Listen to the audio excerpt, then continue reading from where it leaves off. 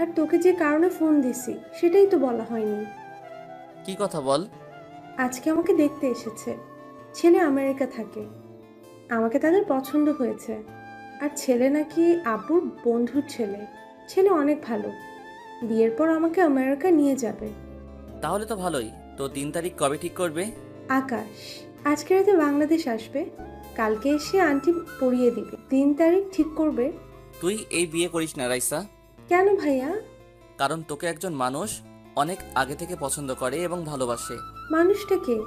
আর তার নাম কি? তাকে তুই চিনিস। সে হচ্ছে রাফি। কোন রাফি?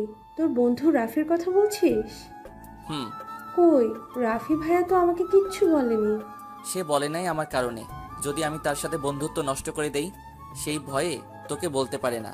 তুই জানলি কিভাবে যে রাফি আমাকে ভালোবাসে?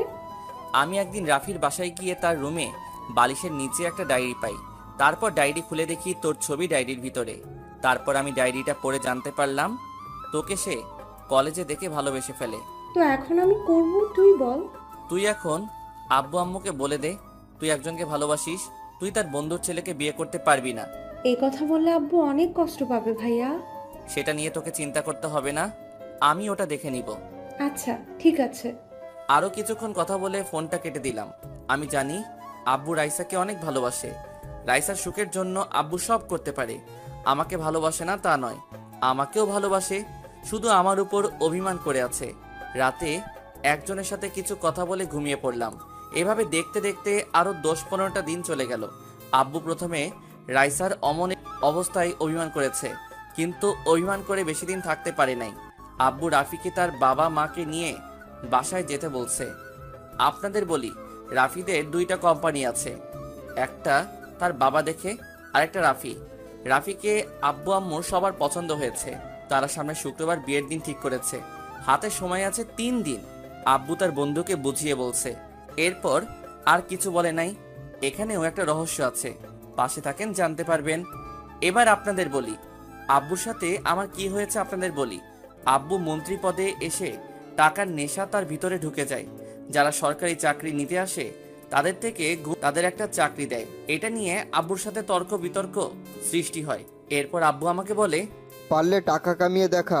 অনেক পরিশ্রম এবং টাকা খরচ করে মন্ত্রী পদ পেয়েছি। আমাদের মতো পরিশ্রম করে টাকা কামিয়ে দেখা।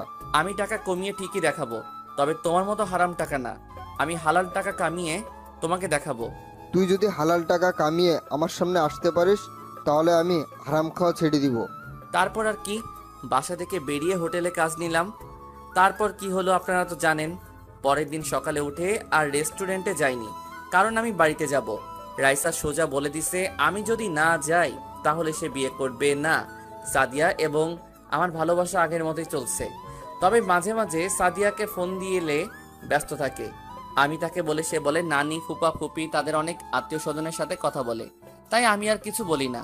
পরের দিন সাদিয়াকে ফোন দিয়ে বললাম আমার সাথে মার্কেটে যাওয়ার জন্য, কিন্তু সে বলল তার নাকি বাসায় মেহমান আসবে। আমি বাসা থেকে বেরিয়ে গাড়ি নিয়ে মার্কেটে চলে গেলাম। গাড়ি পার্কিং করে যেই না গাড়ি থেকে নেমে মার্কেটের ভিতরে ঢুকবো, হঠাৎ একটা জায়গায় চোখ আটকে গেল। দেখি সাদিয়া একটা ছেলের সাথে দাঁড়িয়ে কথা বলছে। আর যেই ছেলেটাকে দেখলাম তাকে দেখে আরো অবাক হলাম।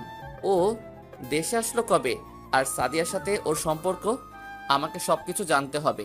আমি মার্কেটের ভিতরে ঢুকে সবার জন্য কেনাকাটা করে বাইরে এসে দেখি সাদিয়া আর ওই ছেলেটা নেই। আমি গাড়ি নিয়ে সোজা বাসায় চলে আসলাম। বাসায় এসে একজনকে ফোন দিলাম। হ্যালো। বল। নাদিম দেশে কবে আসলো? আর তোরা আমাকে বলিস নাই কেন? আমি তো তাকে কিছুক্ষণ আগে দেখলাম, এমপির মেয়ের সাথে গাড়িতে করে কোথায় যেন যাচ্ছে। শোন, নাদিমের উপর ভালো করে নজর রাখবি। সে কোথায় যাবে কি করে সবকিছু আমাকে বলবি। আর এমপির মেয়ের সাথে নাদিমের কি সম্পর্ক?